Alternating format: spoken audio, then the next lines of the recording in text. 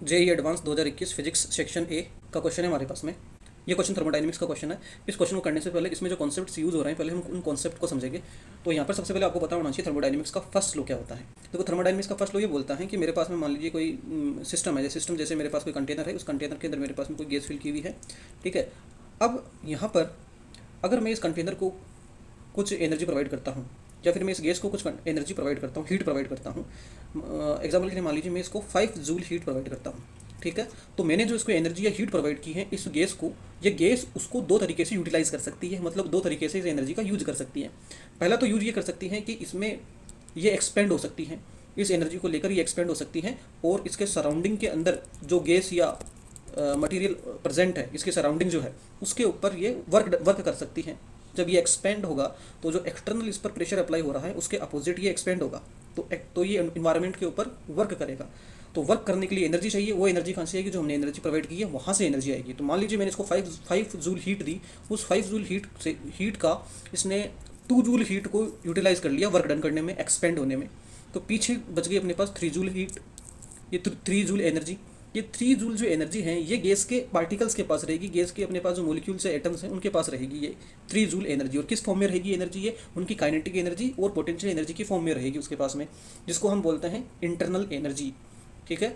तो यहाँ पर क्या हो रहा है अपने पास में, थर्मोडायनेमिक्स का फर्स्ट लॉ ये बोलता है कि अगर हमने किसी सिस्टम को अगर हीट प्रोवाइड करी है, किसी गैस को हीट प्रोवाइड करी है, तो वो इस हीट को दो तरीके से यूटिलाइज कर सकता है। एक तो कर सकता है एक्सटर्नल एनवायरनमेंट के ऊपर वर्क करने के अंदर, जो यहाँ पे 2 जूल है, और दूसरा खुद की जो इंटरनल एनर्जी है उसको इंक्रीज करने के अंदर वो उसका यूज़ कर सकता है, जो कि यहाँ पे भी 3 जूल एनर्जी है, जो इसकी इंटरनल एनर्जी के फॉर्म में स्टोर हो जाएगी इसके अंदर, या 3 जूल इंटरनल एनर्जी इसकी इंक्रीज हो जाएगी, ठीक है। तो ये अपने पास में थर्मोडायनेमिक्स का फर्स्ट लॉ है।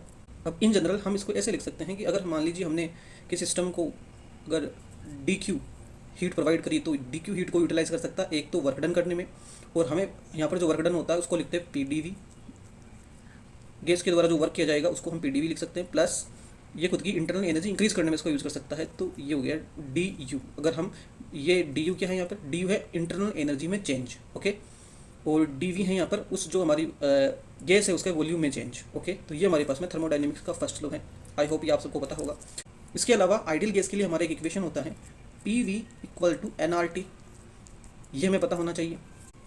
इसके अलावा हमें थर्मोडायनेमिक्स के अंदर 4 प्रोसेस होते हैं, उनके बारे में पता होना चाहिए। सबसे पहले हमारे पास में आइसोबैरिक प्रोसेस होता है जिसमें प्रेशर कांस्टेंट रहता है। दूसरा हमारे पास में आइसोथर्मल प्रोसेस होता है जिसमें टेम्परेचर कांस्टेंट रहता है। इसके अलावा हमारे पास में एक प्रोसेस होता है जिसमें अगर वॉल्यूम कांस्टेंट है उस प्रोसेस में, तो उसको बोलते हैं आइसोकोरिक प्रोसेस या सम आइथनिक प्रोसेस हिंदी में। इसके अलावा हमारे पास में एक होता है एडियाबेटिक प्रोसेस, जिसके अंदर हमारे पास जो हमारा सिस्टम है वो हीट का एक्सचेंज नहीं करता है सराउंडिंग के साथ में, तो उस प्रोसेस को बोलते हैं एडियाबेटिक प्रोसेस। अब बाकी हम क्वेश्चन के दौरान डिस्कस करेंगे। तो हम सबसे पहले अपना क्वेश्चन देखते हैं। हमारा क्वेश्चन ये बोल रहा है कि an ideal gas undergoes A 4-step cycle shown in PV diagram below. During the cycle, heat is absorbed by the gas in. Okay, तो क्वेश्चन ये बोल रहा है हमारे पास में कि हमें एक प्रोसेस दे रखा है जिसमें P और V के बीच में हमें डायग्राम शोन है। यहाँ पर हमें ये बताना है कि इस प्रोसेस में 4 प्रोसेस हो रहे हैं यहाँ पर अपने पास। सबसे पहला प्रोसेस ये रहा, first process, second process, third process और ये रहा फोर्थ प्रोसेस। और ये प्रोसेस किस डायरेक्शन में मूव कर रहा है वो एरो के द्वारा दर्शाया गया है यहाँ पर। ये देखिए, पहला प्रोसेस इस डायरेक्शन में मूव कर रहा है, सेकंड प्रोसेस की डायरेक्शन ये है, थर्ड प्रोसेस की डायरेक्शन ये है, फोर्थ प्रोसेस की डायरेक्शन ये है। इन 4 प्रोसेस में से ऐसा कौन सा प्रोसेस है जिसके अंदर हीट का एब्जॉर्प्शन हो रहा है। ओके, तो देखिए यहाँ पर 1 बाय 1 प्रोसेस को डिस्कस करते हैं।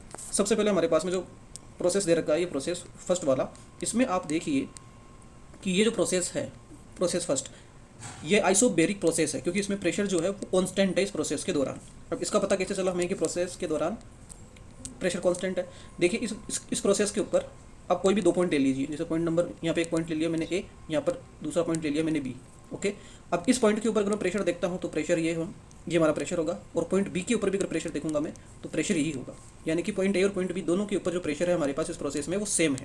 लेकिन वॉल्यूम अगर आप देखो तो पॉइंट A का वॉल्यूम होगा हमारे पास में यहाँ पर ये, और पॉइंट B का जो वॉल्यूम होगा वो होगा हमारे पास में यहाँ पर ये पॉइंट। यानी कि वॉल्यूम जो है यहाँ पर वो इंक्रीज हो रहा है। हमारा जो सिस्टम है वो कॉन्स्टेंट प्रेशर पर इंक्रीज हो रहा है, एक्सपेंड हो रहा है हमारे पास में फर्स्ट प्रोसेस के अंदर। अब इस प्रोसेस के अंदर हीट का एब्जॉर्प्शन हो रहा है या नहीं हो रहा है वो हम चेक करते हैं। कैसे चेक करेंगे? थर्मोडायनेमिक्स का फर्स्ट लॉ यूज़ कीजिए। थर्मोडायनेमिक्स का फर्स्ट लॉ बोलता है हमें कि अगर मान लीजिए मैंने इसको एनर्जी दी डी क्यू, तो उसको यूटिलाइज कर सकता है दो तरीके से। एक तो इंटरनल एनर्जी को चेंज करने में, दूसरा यूज़ कर सकता है वर्क डन में। तो पी डी वी यहाँ पे वर्क डन हो जाएगा। ओके, अब यहाँ पर आइडियल गैस की इंटरनल एनर्जी के लिए एक डायरेक्ट फॉर्मूला होते हैं जो हमें याद रखना है। क्या होते हैं? अगर हम इंटरनल एनर्जी को, आइडियल गैस की इंटरनल एनर्जी को यू से लिखे तो यू इक्वल टू होगा F/2 nRT, जहाँ पर हमारे पास F डिग्री ऑफ फ्रीडम है, स्मॉल n यहाँ पर नंबर ऑफ मोल्स है, R गैस कांस्टेंट है और T हमारा टेम्परेचर है। आगे इस फर्दर इसको हम ऐसे भी लिख सकते हैं F/2 nRT को लिखा जा सकता है कैपिटल N K NT। यहाँ पर capital N number of constituent particles है, जैसे गैस है हमारी, उस गैस में जो नंबर ऑफ मॉलिक्यूल्स है, नंबर ऑफ एटम्स है। अगर मोनोएटॉमिक गैस है तो नंबर ऑफ एटम्स, और अगर वो डायटोमिक या ट्राइटोमिक उसमें मॉलिक्यूल्स प्रेजेंट है तो नंबर ऑफ मॉलिक्यूल्स यहाँ पर कैपिटल N है। K यहाँ पर वोल्टेज मान कांस्टेंट है, T यहाँ पर हमारा टेम्परेचर है। इसके आगे फर्दर इसको ऐसे भी लिखा जा सकता है F/2। अब यहाँ पे देखिए nRT है। आइडियल गैस इक्वेशन से हमें ये पता है कि PV इक्वल टू nRT होता है, तो ये है nRT, इसको लिखा जा सकता है PV, क्योंकि PV इक्वल टू nRT होता है। अब इन तीनों फॉर्मूलों में से यहाँ पर हम यूज़ करेंगे ये थर्ड वाला फॉर्मूला। ये वाला फॉर्मूला क्यों यूज़ करेंगे? क्योंकि हमें यहाँ पर जो वेरिएशन दे रखा है क्वेश्चन के अंदर ग्राफ में, वो P और V के बीच में दे रखा है, इसीलिए हम इंटरनल एनर्जी में चेंज को कैलकुलेट करेंगे, DU कैलकुलेट करेंगे। ओके स्टूडेंट्स, यहाँ पर अगर हम इंटरनल एनर्जी में चेंज देखें अब, तो देखिए इंटरनल एनर्जी में चेंज DU इक्वल टू होगा F, यहाँ पे कांस्टेंट है तो इसमें चेंज होगा नहीं, F/2 दोनों कांस्टेंट है। अब यहाँ पे देखिए हमारे पास में फर्स्ट प्रोसेस के अंदर हमारा प्रेशर भी कांस्टेंट है तो P में भी चेंज नहीं होगा, पर हमारा वॉल्यूम चेंज हो रहा है तो वॉल्यूम में चेंज होगा यहाँ पे DV। ओके, तो यहाँ पर हम रख सकते हैं DQ इक्वल टू DU। अब DU के F/2 PdV plus PdV। Okay, बस स्टूडेंट्स यहाँ से हमें ये चेक करना है कि हमारा जो DQ है वो पॉजिटिव होगा या नेगेटिव होगा। मतलब अगर हीट का एब्जॉर्प्शन होता है तो यहाँ पे DQ का वैल्यू पॉजिटिव आएगा, तो DQ पॉजिटिव है या नेगेटिव वो हमें देखना है। तो ध्यान से देखिए स्टूडेंट्स, यहाँ पर P जो है प्रेशर वो कांस्टेंट है, ये जस्ट एक नंबर होगा, ये पॉजिटिव नंबर होगा। DV जो है यहाँ पर ये पॉजिटिव होगा, क्यों होगा? क्योंकि ये है आपका वॉल्यूम में चेंज, और वॉल्यूम यहाँ पर इंक्रीज हो रहा है तो वॉल्यूम में चेंज भी यहाँ पर पॉजिटिव होगा, यानी कि ओवरऑल ये जो टर्म है ये पॉजिटिव होगी। सिमिलरली ये जो टर्म है इसमें भी P है, एक पॉजिटिव नंबर होगा जस्ट, और DV जो है वॉल्यूम चेंज जो है पॉजिटिव होगा यहाँ पर, तो ये भी पॉजिटिव होगा। दोनों टर्म पॉजिटिव होगी तो ऐड होकर यहाँ पर जो DQ का वैल्यू आएगा वो पॉजिटिव वैल्यू ही आएगा। इसका मतलब यहाँ पर जो चेंज होगा एनर्जी के अंदर वो पॉजिटिव होगा। दैट्स मीन यहाँ पर हीट का एब्जॉर्प्शन होगा फर्स्ट प्रोसेस के अंदर। ओके, अब देखते हैं नेक्स्ट प्रोसेस। अब इस सेकंड प्रोसेस में थर्मोडायनेमिक्स के फर्स्ट लॉ से वापस लिखा जा सकता है कि जो टोटल एनर्जी में चेंज है DQ इक्वल होगा change in internal energy DU plus work done PdV। Okay, अब यहाँ पर सेकंड प्रोसेस के अंदर ये आइसोक्रोनिक यानी सम आयतनिक प्रोसेस है, वॉल्यूम जो है वो सेम रह रहा है, वॉल्यूम कांस्टेंट रह रहा है, यहाँ पर वॉल्यूम चेंज नहीं हो रहा, तो DV है वॉल्यूम में चेंज जो कि हो जाएगा 0। तो यहाँ पर टोटल एनर्जी में चेंज DQ इक्वल होगा इंटरनल एनर्जी में चेंज के। और जैसा कि हमने पीछे कैलकुलेट किया था कि आइडियल गैस का इंटरनल एनर्जी U इक्वल होता है F/2 PV के। ओके, तो यहाँ पर हमें चाहिए DU का वैल्यू यानी कि चेंज इन इंटरनल एनर्जी, उसको लिखा जा सकता है यहाँ पे DU इक्वल टू F, यहाँ पे कांस्टेंट है चेंज नहीं होगा, अपॉन में 2 भी एक कांस्टेंट है चेंज नहीं होगा। अब यहाँ पे देखिए P और V में से सेकंड प्रोसेस के अंदर V तो कांस्टेंट है पर P चेंज हो रहा है, तो इसको लिखा जा सकता है VdP।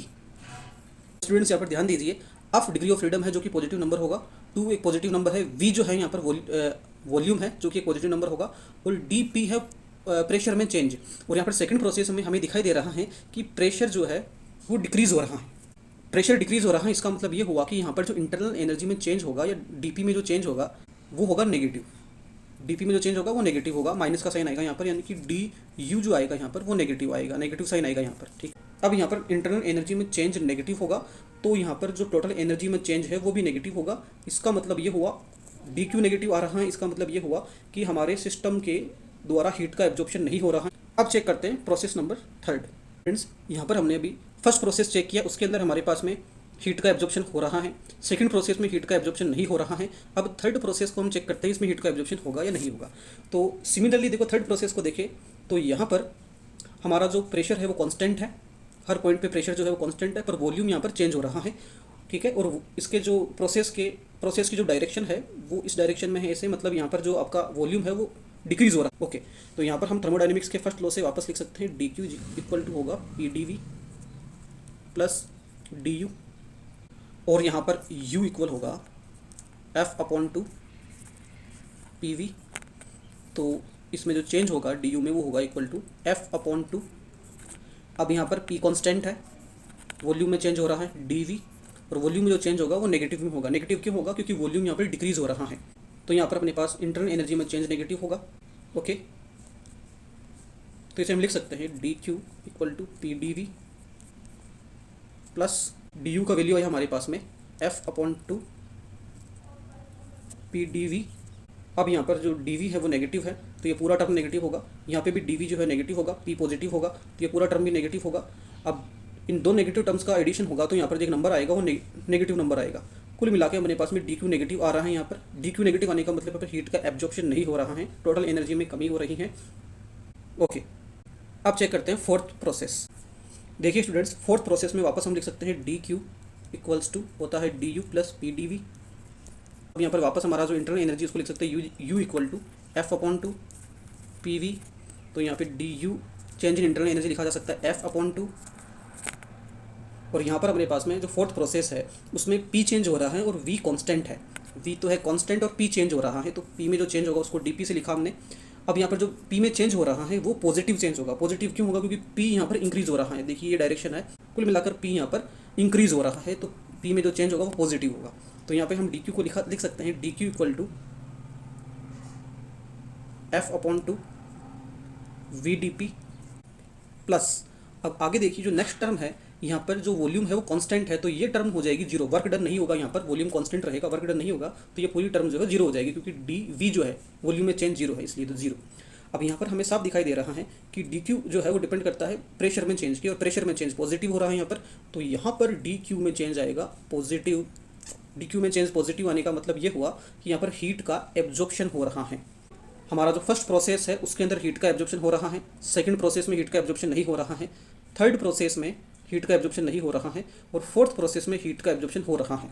ओके, तो यहाँ पर पूछा गया था कि कौन से प्रोसेस में हीट का एब्जॉर्प्शन हो रहा है, तो प्रोसेस 1 एंड प्रोसेस 4 में हीट का एब्जॉर्प्शन हो रहा है।